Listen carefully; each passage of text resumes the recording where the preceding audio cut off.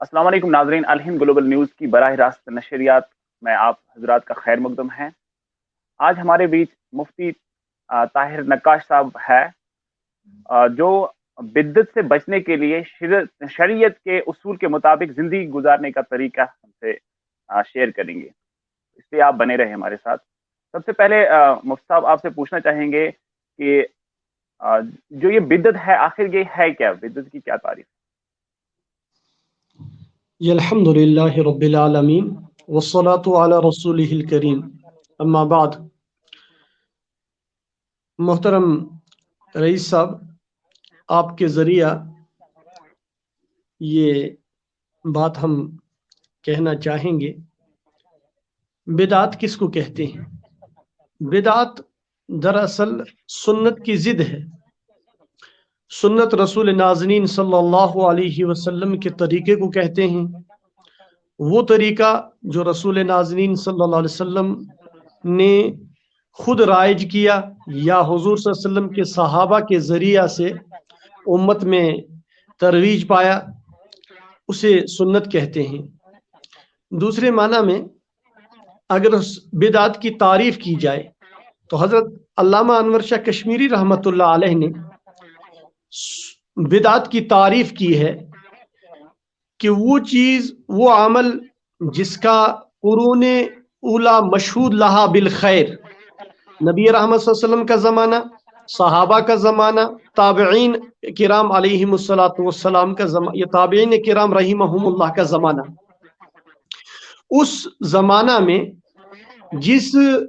کام کے لیے مواقع ہوں، مانے کوئی چیز نہ ہو، پھر وہ کام اس زمانہ میں نہ کیا گیا ہو، بعد کے زمانہ میں اگر وہ کام یا وہ عمل کیا گیا، اسے بدعت کہا جائے گا۔ اب اس معنی کر کے بدعت وہ چیز بنے گی، وہ عمل بنے گا جس کا شریعت کی روح سے قرون اولا مشہود لہا بالخیر، صحابہ اور تابعین کے زمانہ تک کوئی ثبوت نہ مل رہا ہو، اور بعد کے زمانہ میں اسے ایجاد کیا گیا ہو، اسے رواج دیا گیا ہو، اسی کو بدعت کہیں گے۔ اب بدعت سنت کی ضد ہے، اس لیے نبی رحمت صلی اللہ علیہ وسلم نے فرمایا کل بدعت فی النار، ہر بدعت، ہر نئی ایجاد جو دین کے ساتھ دور کا تعلق بھی نہ رکھتی ہو، وہ نار میں یعنی آگ جہنم میں لے جانے کا سبب ہے، اور انسان کو آگ میں پہنچانے کے لیے ایک ذریعہ ہے۔ اس لیے امت میں ہمیشہ بدعت کے کلا کما کرنے کے لیے، بدعت کو مٹانے کے لیے اہل حق کی جماعت جو ہے وہ برسر پیکار رہی ہے، اور انشاءاللہ آئندہ بھی رہے گی۔ امت ہمیشہ اپنے رسول صلی اللہ علیہ وسلم کی سنت کو سینے سے لگانے کو اپنے لیے کامیابی کا ضامن سمجھتی رہی ہے۔ آج بھی امت کے لیے کامیابی کا اور کامرانی کا ذریعہ صرف ترویج سنت ہے۔ حضور نے فرمایا من سن سنتا حسنتا فلہ ثوابها، اور جس نے کسی خیر کے عمل کو رائج کیا، بھلائی کے کام کو رائج کیا، اس کو اس کا ثواب ملے گا، اور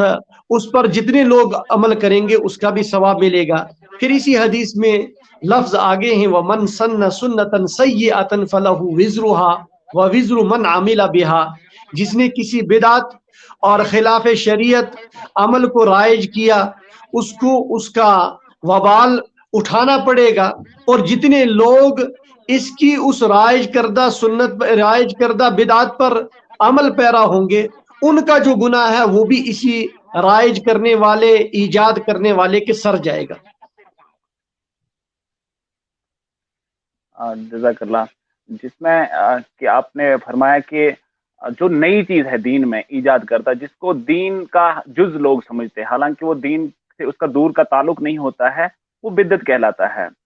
تو ساتھ میں ہم آج تو ہمارے جو یہ شعبان کا مہینہ چل رہا ہے، اس کے اندر کئی سارے ایونٹس منتخب کیے گئے ہیں جس میں جنم دن منائے جاتے ہیں۔ ہم جنم دن تو جانتے ہیں، ہمارے اسلام میں جنم دن تو نہیں ہے، لیکن کچھ یہاں پر ایک لسٹ میں دیکھ رہا تھا صبح ہی کہ شعبان معظم میں جیسے آج 4 تاریخ ہیں، عباس ابن علی رضی اللہ تعالیٰ عنہ کا جنم دن بتایا جا رہا ہے. تو ہمیں تو جنم دن نہیں منا، لیکن ان کی تاریخ کے مطابق اگر آپ بتائیں گے تو سامعین اس سے مطلب اٹھائیں گے دیکھیے فائدہ. رئیس صاحب، نہایت ہی اہم سوال ہے جنم دن منانے کے بارے میں. اصل چیز جس کا شریعت کے ساتھ تعلق نہ ہو اور شریعت کے اندر اس کا کوئی ثبوت نہ ہو، اسے اگر شریعت سمجھ کر ہم کریں گے تو یہ شریعت میں اضافہ ہے. حالانکہ شریعت میں اضافے کا یا شریعت میں کسی چیز کے کمی کا نہیں نبی رحمت صلی اللہ علیہ وسلم کے بعد کسی کو اختیار ہے، اور نہ ہی کسی کی کمی زیادتی کو تسلیم کیا جائے گا، چونکہ شریعت مطہرہ مکمل ہو چکی ہے برذات حضرت نبی رحمت صلی اللہ علیہ وسلم، جیسے کہ قرآن کی آیت اس پر گواہ ہے. قرآن کہتا ہے الیوم اکملت لکم دینکم واتممت علیکم نعمتی ورضیت لکم الاسلام دینا، کہ آج کے دن یعنی حجۃ الوداع کے موقع پر اللہ فرماتے ہیں اکملت لکم دینکم، میں نے تم پر اپنا دین مکمل کر دیا، و اتممت علیکم نعمتی، اور میں نے تم پر اپنی نعمت یعنی نعمت اسلام پوری کر دی، اتمام کر دیا اس کا، اس میں کوئی کمی زیادتی اب نہ ہی منظور ہے اور نہ ہی اللہ تبارک و تعالی اس کو چاہتے ہیں. پھر آگے فرماتے ہیں وَرَضِيتُ لَكُمُ الْإِسْلَامَ دِينًا، جو اسلام میں تمہارے لیے پسند کرتا ہوں وہ دین ہے تمہارا، اس کے علاوہ کوئی اور دین یا دوسرا کوئی مذہب تمہارے لیے اگر دین بننا چاہے گا تو اللہ تبارک و تعالیٰ فرماتے ہیں میں اس کو مقبول نہیں کروں گا عند اللہ، وہ تمہارے لیے کامیابی کا ضامن نہیں ہو پائے گا. تو اللہ تبارک و تعالیٰ نے اسلام کو دین حق بنایا ہے، یہ دین ہمیشہ کے لیے دین حق رہے گا، اور تا صبح قیامت اللہ تبارک و تعالی نے اس دین کو رکھنا ہے. اس دین ہی پر، اسی دین پر قیامت کے دن انسانوں کی فلاح اور بہبود کی بنیاد ہے. اب اگر کوئی شخص جنم دن مناتا ہے یا کسی کا برتھ ڈے مناتا ہے، یہ حقیقت میں اس کے اپنی اس کی سوچ ہے، اسلام کے ساتھ اس کا دور کبھی کوئی تعلق نہیں ہے. میں نے پہلے بھی عرض کیا کہ صحابہ رضی اللہ عنہم کے زمانہ میں، تابعین کرام رحمہم اللہ کے زمانہ میں اگر کسی کام کے مواقع ہوں، یعنی وہ کام کیا جا سکتا تھا پھر بھی وہ کام نہ کیا گیا، کوئی منع کرنے والی چیز بھی وہاں نہ ہو، جو روکنے والی ہو وہ بھی وہاں نہیں ہے، پھر بھی وہ کام نہیں کیا گیا تو اسے ہم بدعت کہیں گے بعد کے زمانے میں اگر اس کو کیا گیا. اب دیکھیے صحابہ رضی اللہ عنہم کم و بیش نبی رحمت صلی اللہ علیہ وسلم کے بعد 100 سال تک صحابہ رضی اللہ عنہم زندہ رہے ہیں. اللہ کے حبیب صلی اللہ علیہ وسلم نے خود بھی فرمایا خیر القرون قرنی ثم الذین یلونہم ثم الذین یلونہم، کہ بہترین زمانہ خیر کے اعتبار سے، اللہ کے یہاں مقبولیت کے اعتبار سے، جس میں شر کے مواقع کم ہیں، حضور نے فرمایا قرنی، وہ میرا زمانہ ہے، اس میں خیر ہی خیر ہے، شر ہے نہیں. عورتوں کو اپنی عزت مل رہی ہے، مردوں کو اپنے حقوق مل رہے ہیں، اور حتیٰ کہ غیر مسلم جو ہیں ان کو بھی اپنے حقوق مل رہے ہیں. اس زمانے میں کسی بھی صحابی نے برتھ ڈے نہیں منایا، حتیٰ کہ نبی رحمت صلی اللہ علیہ وسلم کے ہاں جو بیٹیاں پیدا ہوئیں، بیٹے پیدا ہوئے، ان کے برتھ ڈے نہیں منائے گئے. اور خود نبی رحمت صلی اللہ علیہ وسلم حدیث کی روح سے، تاریخ کی روح سے 63 سال تک اللہ کے حبیب صلی اللہ علیہ وسلم دنیا میں باقاعدہ حیات رہے. اللہ کے حبیب صلی اللہ علیہ وسلم نے بہاریں دیکھی ہیں زندگی کی، اس میں نہ نبی رحمت صلی اللہ علیہ وسلم نے اپنا برتھ ڈے منانے کے لیے کبھی کوئی ایسی کوئی محفل منعقد کی، نہ صحابہ رضی اللہ عنہم نے اس زمانے میں کبھی حضور اقدس صلی اللہ علیہ وسلم کا جنم دن منایا ہے. بعد میں جو 100 سال تک صحابہ رہے ہیں انہوں نے بھی کبھی نہ حضور رحمت صلی اللہ علیہ وسلم کا برتھ ڈے منایا، نہ ہی صحابہ نے اپنے کبھی برتھ ڈے منائے، نہ اپنے گھر میں پیدا ہونے والے بچوں بچیوں کے برتھ ڈے منائے ہیں۔ پھر تابعین کا زمانہ ہے جس میں حضرت امام اعظم ابو حنیفہ رحمۃ اللہ علیہ ہیں، حضرت حسن بصری رحمۃ اللہ علیہ ہیں، رابعہ بصریہ رضی اللہ رحمہ اللہ ہے، اور اسی طرح سے ہزاروں بلکہ لاکھوں کی تعداد میں صحابہ رضی اللہ عنہم کے شاگرد ہیں جنہوں نے بالواسطہ صحابہ سے درس حدیث پایا۔ سعید بن مسیب ہیں، حضرت سعید بن مسیب رضی اللہ تعالیٰ عنہ حضرت ابو ہریرہ رضی اللہ تعالیٰ عنہ کے شاگرد بھی ہیں اور ان کے داماد بھی ہیں، اور محدثین میں حضرت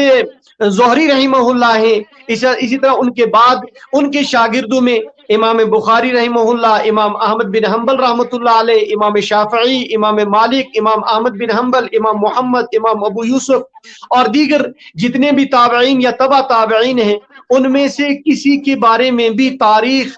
ایک لفظ سے بھی نہیں بتا سکتی ہے کہ انہوں نے کبھی کسی کا برتھ ڈے منایا ہے، یا انہوں نے کبھی برتھ ڈے منانے کے بارے میں تاکید کی ہے یا دبے لفظوں میں کہیں اجازت دی ہے۔ ایسا کہیں بھی ثابت نہیں ہے۔ اب اگر بعد کے زمانہ میں برتھ ڈے منایا جاتا ہے، چاہے صحابہ رضی اللہ عنہم کا منایا جاتا ہے، یا کوئی شخص اپنا یا اپنی اولاد یا اپنے اعزہ میں سے یا اپنے بزرگوں میں سے کسی کا برتھ ڈے یا اپنا جنم دن مناتا ہے، تو شریعت کے ساتھ اس کا دور کا بھی تعلق نہیں ہے، اور اگر وہ شریعت سمجھ کر اس کو کر رہا ہے تو وہ حقیقت میں دین میں اضافے کا خواہاں ہے، اور اس کی قطعاً اجازت نہیں ہے۔ امت نے نہ کبھی کسی کی دین کے اندر اضافہ اور دین کے اندر کمی کو قبول کیا ہے اور نہیں کرے گی۔ بدعت کبھی دین بن نہیں سکتی ہے۔ حضور نے فرمایا کل بدعت ضلالہ، کہ ہر بدعت ضلالت اور گمراہی کا ذریعہ ہے، وکل ضلالۃ فی النار، اور ہر گمراہی کا کام آگ میں یعنی جہنم میں لے جانے کا سبب ہے۔ اس لیے ہمیشہ کی طرح امت نے اپنے بزرگوں کا طریقہ، اپنے سلف و صالحین کا طریقہ، بالخصوص صحابہ اور تابعین کا طریقہ اپنانا چاہیے۔ وہ سادہ زندگی ہے، وہ تکلفات سے بری زندگی ہے، وہ نئی نئی چیزوں پر خوش نہ ہونے والی زندگی ہے۔ اب رہا کہ زندگی کے اندر یہ چیزیں یا یہ فتنے رونما ہونا یہ کوئی نئی بات نہیں ہے، ہر زمانے میں فتنے آتے رہے، اور ہر فتنے کی سرکوبی کے لیے اللہ تبارک و تعالی نے اہل حق کو ہمیشہ برسر پیکار لایا، ان کو ہمتیں دی، اور حضور اقدس صلی اللہ علیہ وسلم نے حدیث کے اندر فرمایا ہے یحمل هذا العلم من كل خلف عدوله ينفون عنه تحریف الغالین وانتحال المبطلین، کہ اللہ تبارک و تعالی اس امت میں ایسے لوگوں کو پیدا کریں گے جو علم حدیث، علم فقہ، علم قرآن کو لیں گے، پھر آگے وہ اہل حق کیسے ہوں گے، ینفون عنہ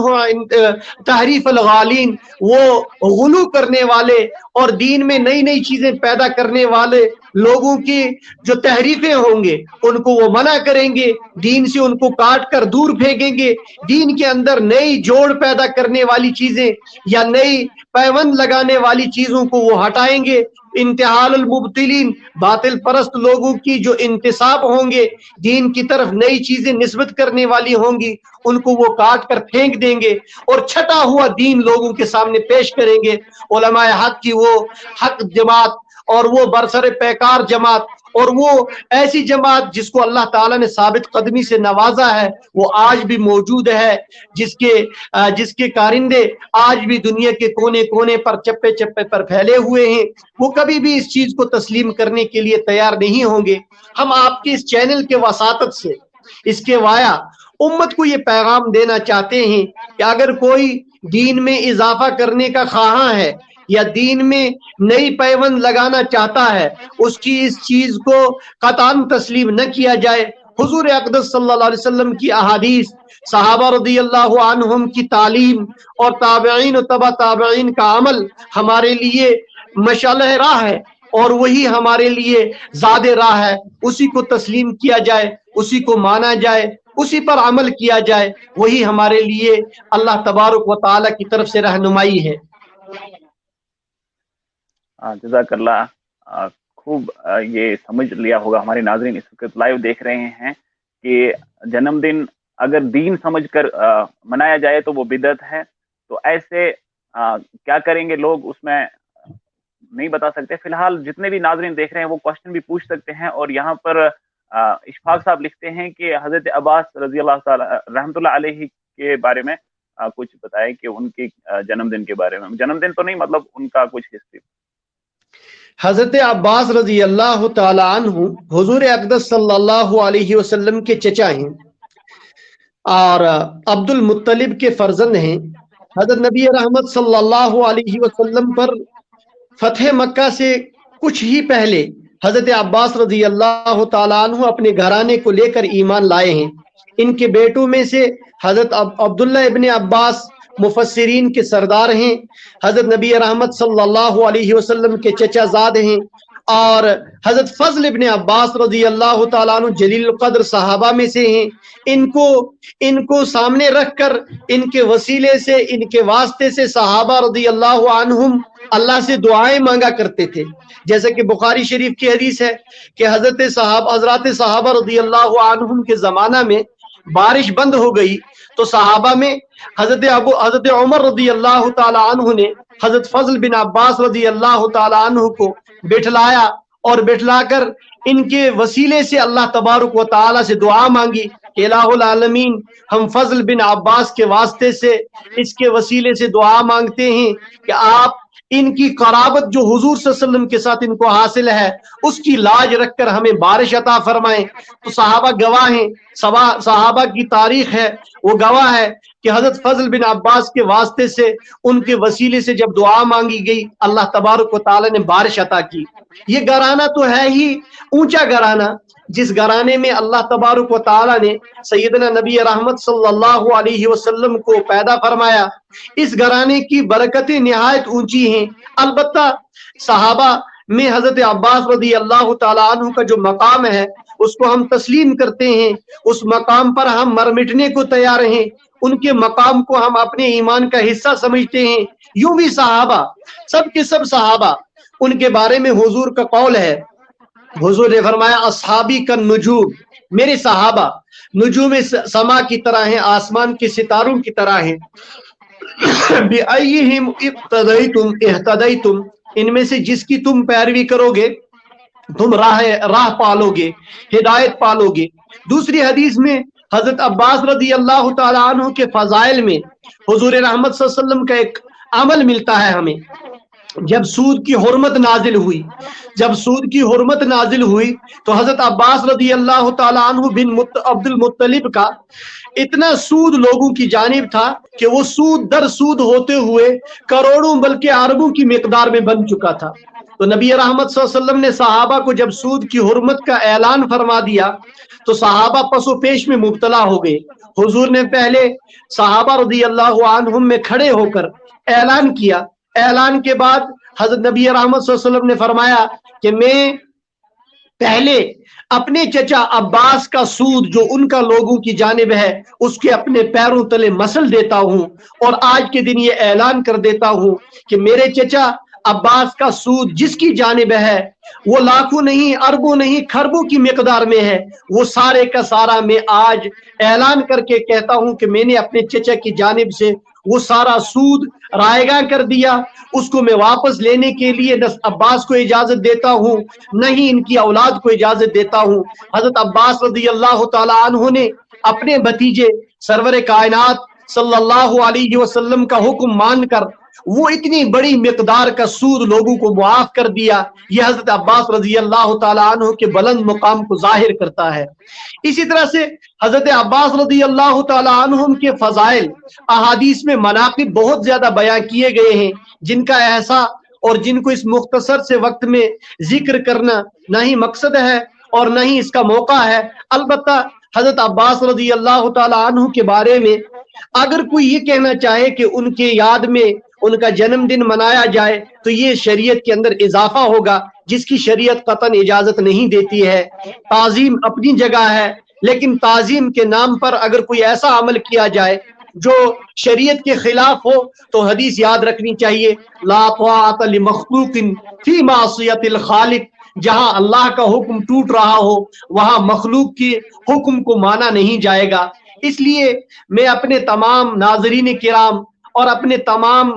متوسلین سے، اپنے احبا سے، اپنے دوستوں سے یہ بات نہایت ہی صفائی کے ساتھ کہنا چاہتا ہوں کہ صحابہ کی محبت اپنی جگہ ہے، لیکن صحابہ کے نام پر اگر بدعت ایجاد کی جائے وہ بدعت ہی ہوگی، وہ دین میں اضافہ ہوگا، اس کو قطعاً اجازت نہیں دی جائے گی۔ صحابہ رضی اللہ عنہم ہمارا ایمان کا حصہ ہیں، وہ ہمارے ایمان کا جز ہیں، ان کے ساتھ ہمارا ایمان قائم ہے۔ اولئک آبائی، وہ ہمارے آبا و اجداد ہیں، وہ نبی رحمت صلی اللہ علیہ وسلم کے صحابہ ہیں، ان کی عظمت کو قرآن نے بیان کیا ہے۔ رضی اللہ عنہم ورضوا عنہ کا مژدہ ان کو قرآن نے سمجھایا ہے۔ حضور نے خود فرمایا کہ میرے صحابہ تمام کے تمام وہ محبت کا پیکر ہیں، ان کے ساتھ محبت رکھو، یہ ایمان کا حصہ ہے۔ لہٰذا صحابہ کی محبت ہمارے دلوں میں ہے، ہماری آنکھوں پر ہے، صحابہ کا مقام ہمارے دلوں میں جاگزی ہے، ان کی محبت ہمارے ایمان کا حصہ ہے، انہی سے ہمیں قرآن ملا ہے، انہی سے ہمیں محبت رسول ملی ہے، وہ ہمارے پہلے اساتذہ ہیں، وہ نبی کے بلا واسطہ شاگرد ہیں، وہ نبی صلی اللہ علیہ وسلم کی اولادوں میں ہیں، حضور صلی اللہ علیہ وسلم کے پہلے کاٹ چھانٹ کیے ہوئے اور حضور کے تراشے ہوئے وہ پروانے ہیں جنہوں نے حضور صلی اللہ علیہ وسلم سے تعلیم پائی ہے اور امت کو حضور صلی اللہ علیہ وسلم کے ساتھ آشنا کیا ہے۔ صحابہ کے ساتھ محبت ایمان کا حصہ ہے، ایمان کا جز ہے، البتہ صحابہ کے نام پر بدعت کا ایجاد کرنا یہ ایمان کے ساتھ دور کبھی تعلق نہیں رکھتا۔ جزاک اللہ سر۔ ایک سوال آیا ہے، ارشاد احمد میر صاحب لکھتے ہیں جو لوگ یہ کرتے ہیں ان کے لیے کیا سزا ہے؟ دیکھیے، سزا دینا نہ دینا یہ اللہ تبارک و تعالیٰ کے ہاتھ میں ہے۔ اللہ تبارک و تعالیٰ سزا دینے کے حقدار ہیں، اللہ ہی سزا دیتے ہیں۔ البتہ میں اس کی ایک حدیث شریف کے روح سے ایک بات ذکر کروں گا جو ہمارے لیے قابل عمل ہے۔ حضور صلی اللہ علیہ وسلم نے فرمایا کہ جب بھی کسی امت میں یا کسی جماعت میں بدعت کا کوئی کام شروع ہو جاتا ہے، عمل شروع ہو جاتا ہے، تو اللہ تبارک و تعالی اس قوم پر اپنی جانب سے ایک عذاب بھیجتے ہیں۔ وہ عذاب کیا ہوتا ہے کہ جتنی بدعت شروع ہو گئی اتنی سنت سے اللہ تبارک و تعالی محروم کر دیتے ہیں۔ تو یہ بڑی سزا ہے کہ جب کسی قوم میں بدعت شروع ہو جائے، رائج ہو جائے، رواج پالے، تو اللہ تبارک و تعالی اس قوم کو نبی کی سنت سے محروم کر دیتے ہیں۔ ہمارے لیے اس سے بڑی کوئی سزا ہو نہیں سکتی ہے کہ ہم اپنے آقا، ہم اپنے نبی رحمت صلی اللہ علیہ وسلم کی سنت سے محروم ہو جائیں اور حضور صلی اللہ علیہ وسلم کی سنت سے ہمیں محروم کیا جائے، یہ ہمارے لیے بڑی سزا ہے۔ اور پھر آخرت میں اللہ تبارک و تعالی ایسے لوگوں سے پوچھیں گے، ایسے لوگوں سے سوال کریں گے کہ کیا میرے نبی نے جو دین تم کو دیا تھا اس کو تم نے ادھورا پایا، اس کو تم نے آدھا دیکھ لیا، پھر تم نے اس میں اضافے کو کس طرح تسلیم کر لیا۔ اور اللہ کے حبیب صلی اللہ علیہ وسلم بھی اس وقت دعا کریں گے، اس وقت اللہ کے حضور کھڑے ہو کر کہیں گے کہ الہ العالمین، یہ وہ لوگ ہیں جنہوں نے میرے دین کو ناقص سمجھ کر پھر غیروں کی اس کے اندر اضافے کو پسند کر لیا۔ تو اللہ تبارک و تعالیٰ کے سامنے امت کا کوئی فرد یا امت کی کوئی جماعت کیا جواب دے گی جب اللہ تبارک و تعالیٰ ان سے پوچھیں گے کہ میرے حبیب کے بعد تم نے یہ نئی چیزیں کیوں قائم کر لی؟ اس کے علاوہ ایک دوسری حدیث آتی ہے، جیسا کہ ہمارے سارے ناظرین کرام اور ہر پڑھا لکھا طبقہ یہ بات جانتا ہے کہ قیامت کے دن نبی رحمت صلی اللہ علیہ وسلم اپنی قوم کو، اپنی امت کو حوض کوثر سے ایک پیالہ پلائیں گے۔ یہ پیالہ کیسا ہوگا، یہ جام کیسا ہوگا؟ حدیث میں آتا ہے کہ اللہ تبارک و تعالی اس جام کے ایک گھونٹ لینے کے بعد جنت میں داخلے تک پیاس سے انسان کو محفوظ رکھیں گے۔ یہ جام کوثر ہوگا جس کو قرآن کہتا ہے انا اعطیناک الکوثر، ہم نے آپ کو کوثر عطا کیا ہے۔ یہ جام جب حضور پلا رہے ہوں گے تو حضور نے خود بیان فرمایا ہے، مشکات شریف میں حدیث ہے، اللہ کے حبیب نے فرمایا کہ کچھ لوگ آئیں گے میرے پاس جام پیتے جائیں گے، پھر کچھ لوگ دور سے آتے ہوئے دکھائی دیں گے، میں ان کو بلاؤں گا کہ میرے قریب آ جاؤ، تم میرے ہو۔ اللہ تبارک و تعالی میرے اور ان کے درمیان ایک آڑ کھڑی کر دیں گے، एक पर्दा खड़ा कर देंगे, वो मुझसे रोपोश हो जाएंगे। मैं कहूंगा इलाहुल आलमीन ये मेरे हैं, इनको मेरी तरफ आने दो। अल्लाह ताला की तरफ से आवाज आएगी कि मोहम्मद सल्लल्लाहु अलैहि वसल्लम ये आपके नहीं हैं, इन्होंने आपके बाद बिदआत को राइज किया था, बिदआत को रिवाज दिया था। वहां उनको महरूम कर दिया जाएगा मेरे दीदार से, मेरे हाथ से कौसर के जाम से, और फिर उनका ठिकाना जहन्नुम होगा। अल्लाह वहां की इस रुसवाई से हमारी हिफाजत फरमाए। इसलिए इसको बिदअत के ईजाद को आसान न समझा जाए, ये दुनिया में भी सुन्नत से महरूमी का सबब बन जाता है, और आखिरत में हुजूर रहमत सल्लल्लाहु अलैहि वसल्लम के दस्ते मुबारक से जामे कौसर पीने से इंसान के लिए महरूमी का बायस है, और फिर जहन्नुम में दाखिले का सबब है। अल्लाह तबारक व तआला के हबीब ने एक मौका पर एक इरशाद फरमाया, मन जिस शख्स ने मन ताज़्ज़मा, जिसने ताजीम की अहले बिदात की, किसी बिदात वाले की ताजीम कर ली और उसकी इज्जत कर ली, फकद आनहु अला हदमिद्दीन, तो उसने उसकी मदद कर ली दीन के जड़े उखाड़ने पर। लिहाजा हम किसी साहिब बिदात की न ताजीम करते हैं, न उसके अमल में हाँ मिलाते हैं, बल्कि हम जोरदार अल्फाज में उसकी मजम्मत करते हैं, और शरीयत मुताहरा के साथ उनका दूर कभी कोई ताल्लुक नहीं है। अल्लाह तबारक व तआला हर साहिब बिदात को तौबा की तौफीक अता फरमाए, और जो बिदात को अच्छा समझते हैं उनको भी तौबा का तौफीक अता फरमाए। क्योंकि बिदात करने वाला, बिदात ईजाद करने वाला जिस तरह गुनाहगार है, उसके साथ उस बिदात को अच्छा समझने वाला, उस नए तरीके को दीन का हिस्सा समझने वाला, वो भी उसके बराबर का गुनाहगार है।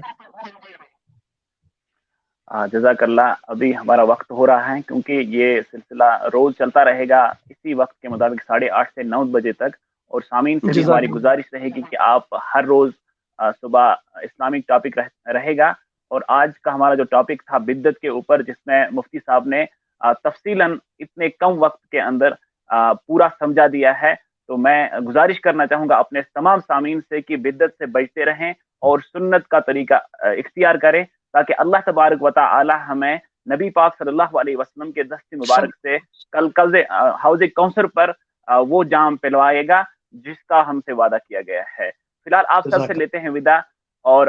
मुफ्ती साहब का करते हैं शुक्रिया। जज़ाकल्लाह, जज़ाकल्लाह खैर। माशाअल्लाह, जज़ाकल्लाह, शुक्रिया। शुक्रिया।